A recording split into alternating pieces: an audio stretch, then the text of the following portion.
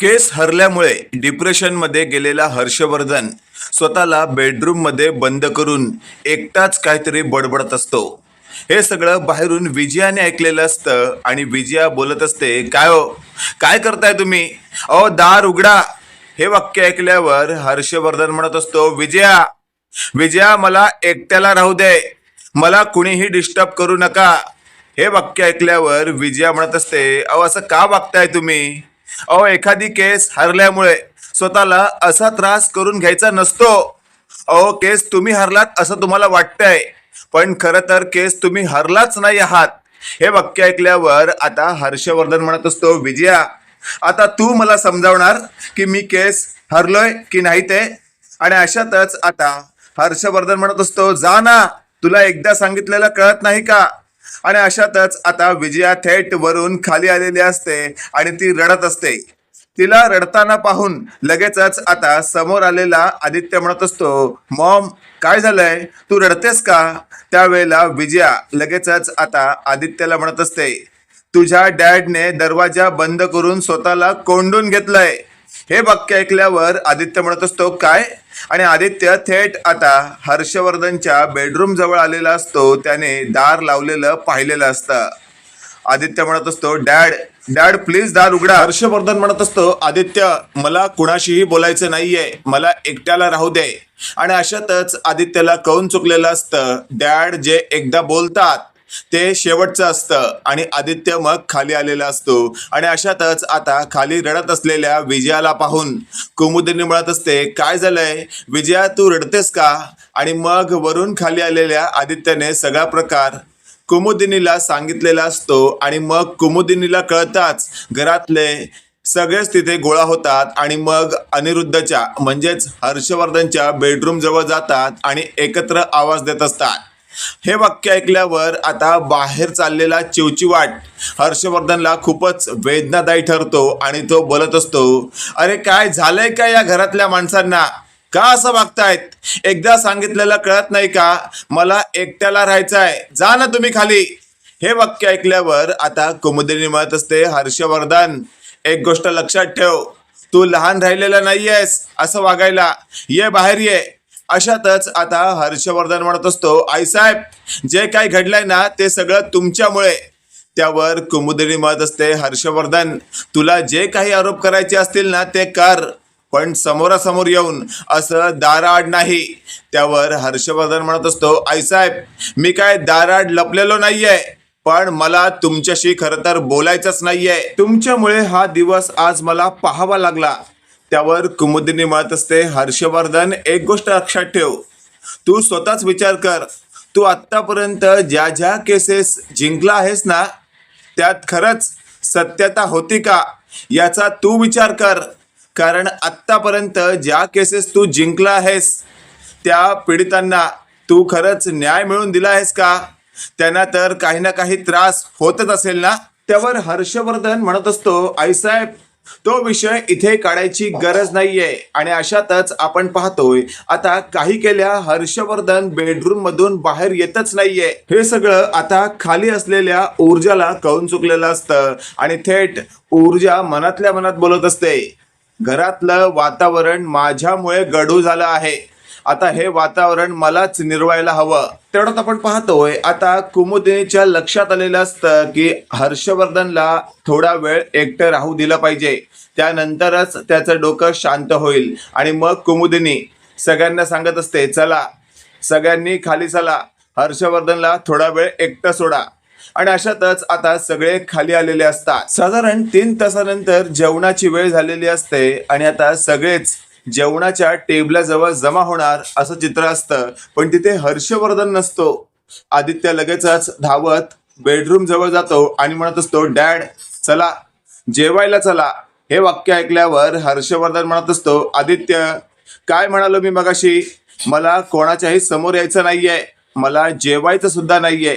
हे वाक्य ऐकल्यावर आदित्यला कळून चुकलेलं असतं, आता काही केल्या डॅड कोणाचंच ऐकणार नाहीयेत. त्यामुळे आदित्य खाली आलेला असतो आणि जेवणाच्या टेबलाजवळ असलेल्या दिव्याला म्हणत असतो, दिव्या, मला जेवायचं नाहीये. त्यावर दिव्या म्हणत असते, का का जेवायचं नाहीये तुला? त्यावर दिव्याला आदित्य म्हणत असतो कारण डॅड जेवणार नाहीयेत. आणि अशातच आदित्य दिव्याला घेऊन आपल्या बेडरूम मध्ये निघून गेलेला असतो आणि तेवढ्यात विजया म्हणत असते, आईसाहेब मी देखील जेवणार नाहीये कारण हे जेवणार नसतील तर मी जेवून काय करू. आणि अशातच विजया निघून जाते. त्यावेळेला ऊर्जा म्हणत असते, शौर्य काय चाललंय हे सगळं. त्यावर शौर्य म्हणत असतो, ऊर्जा जर डॅड जेवणार नसतील तर या घरातलं कोणीच जेवत नाही. तेवढ्यात आपण पाहतोय आता ऊर्जाला खूपच टेन्शन आलेलं असतं.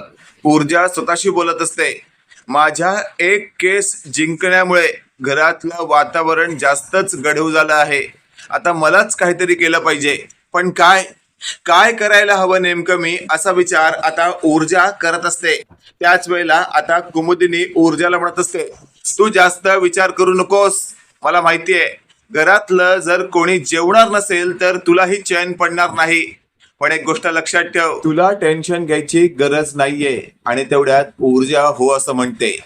इकडे आपण पाहतोय आमदार शिर्केने हर्षवर्धनला कॉल केलेला असतो. हर्षवर्धन स्वतःच्या मोबाईलवर आमदार शिर्केचा फोन बघतो आणि तो इग्नोर करतो.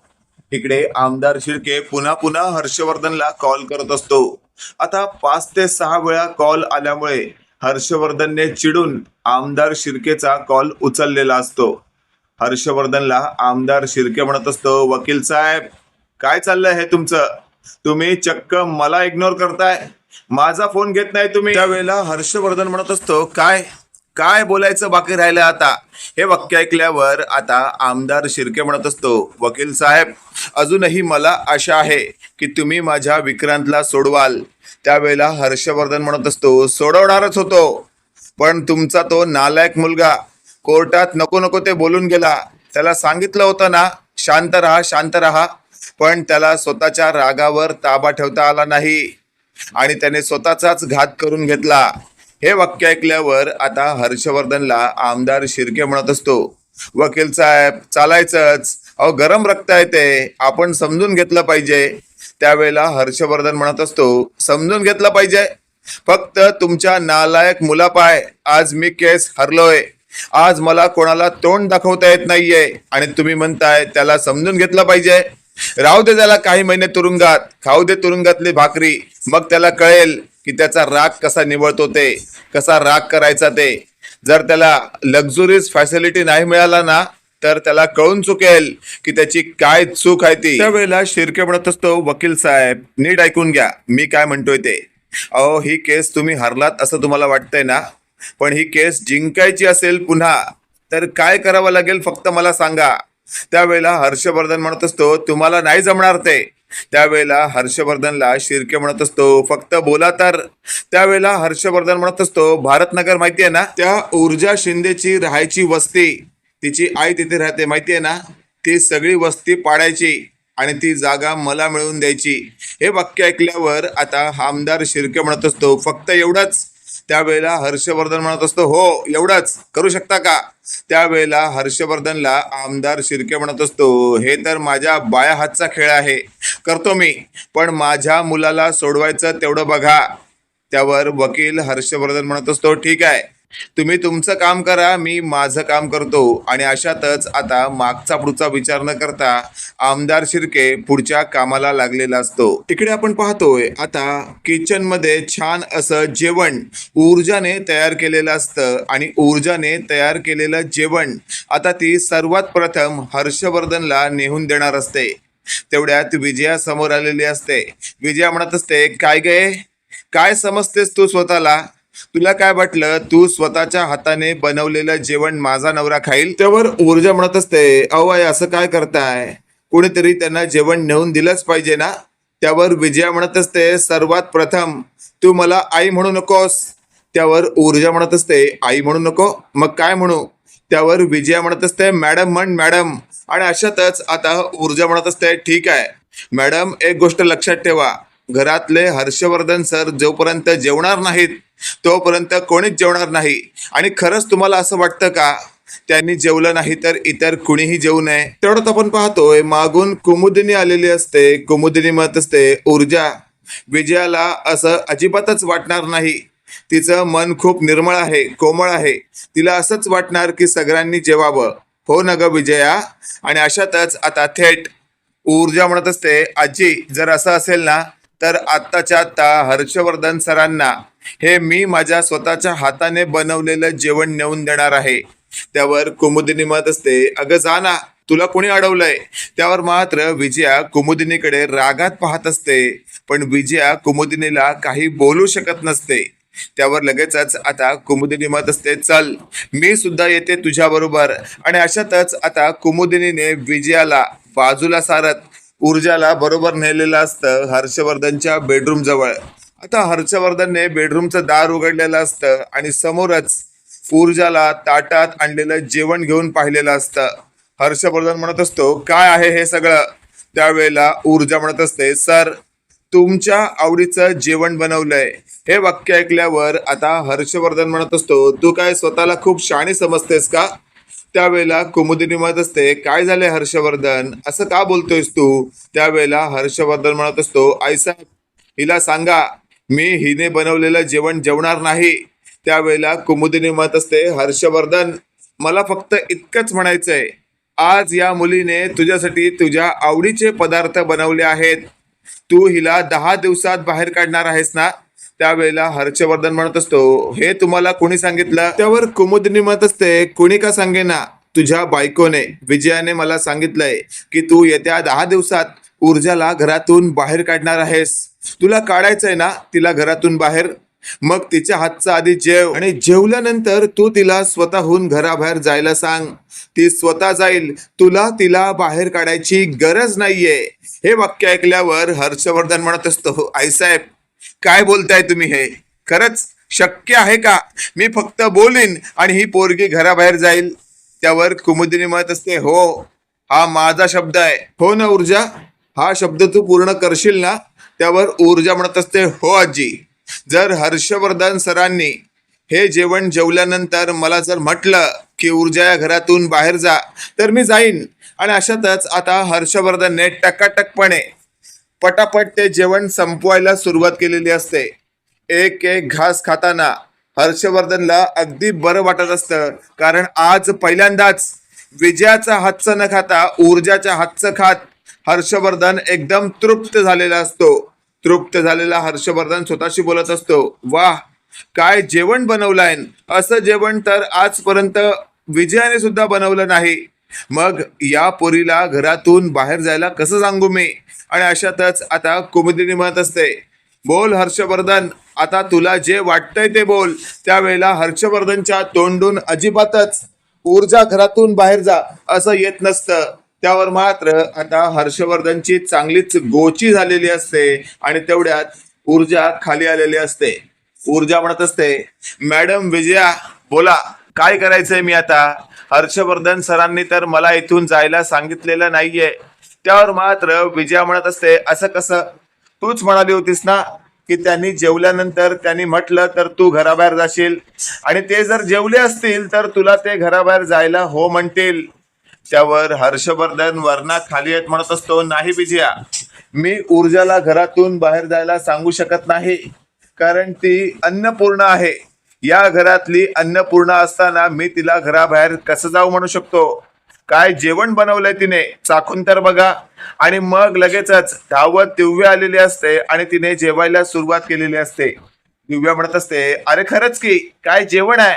आणि अशातच ऊर्जाच्या समोर आता शौर्य देखील बसतो आणि एक एक करून सगळे बसतात, पण विजया मात्र बसत नाही. विजया म्हणत असते, मला कळत नाहीये, मी या पोरीला घरात आणली त्यावेळेला तुम्ही माझ्यावर चिडलात आणि मी तुमच्या बरोबर आहे यायला घरातून बाहेर काढण्यासाठी, तर आता तुम्ही तिला घरातून बाहेर काढत नाही आहात. म्हणजे सगळ्यांमध्ये तुम्ही मला बावळट ठरवलात, मला चुकीचं ठरवलात, हे तुम्ही बरोबर केलं नाहीत. त्यावेळेला विजयाला समजवत हर्षवर्धन म्हणत असतो, विजया एक गोष्ट लक्षात ठेव, तुला जे दिसतंय ना ते खरं नाहीये आणि जे खरं आहे ते दिसत नाहीये. त्यावर विजया म्हणत असते, म्हणजे. त्यावर हर्षवर्धन म्हणत असतो, अगं जे दिसतं तसं नसतं. त्यावर मात्र कुमुदिनी म्हणत असते, हर्षवर्धन म्हणजे ऊर्जाच्या हातचं जेवूनही तू तिच्यावर पाठीमागून वार करणार असशील तर एक गोष्ट लक्षात ठेव, ही कुमुदिनी जहागीरदार ऊर्जा बरोबर आहे आणि जर ऊर्जाला काही झालं तर लक्षात ठेव मी तुलाही नेस्तनाभूत केल्याशिवाय शांत बसणार नाही. हे वाक्य ऐकल्यावर आता विजया म्हणत असते, आई साहेब माझ्या नवऱ्याला काही बोलायचं नाही. त्यावर लगेचच आपण पाहतोय आता शौर्य म्हणत असतो, मॉम आजीला सुद्धा काही बोलायचं नाही. हे वाक्य ऐकल्यावर विजया म्हणत असते, गप्प बस रे आजीचा चमचा. आणि अशातच आता शौर्य म्हणत असतो, वा मॉम वा, आता तू मला आजीचा चमचा म्हणतेस. अशातच आता मागचा पुढचा विचार न करता हर्षवर्धन म्हणत असतो, अरे गप्प बसा रे, शांत बसा. आणि अशातच आता थेट आदित्याने दिव्याला म्हटलेलं असतं, दिव्या अगं नको ना मिचक्या मारू, मिचक्या मारून खातेस म्हणून डॅड चिडले. त्यावेळेला हर्षवर्धन म्हणत असतो, आदित्य मुद्दामून करतोस का रे तू? मी तिला बोलत नाहीये, तुला एवढंही कळत नाही मला कोणाला बोलायचं आहे.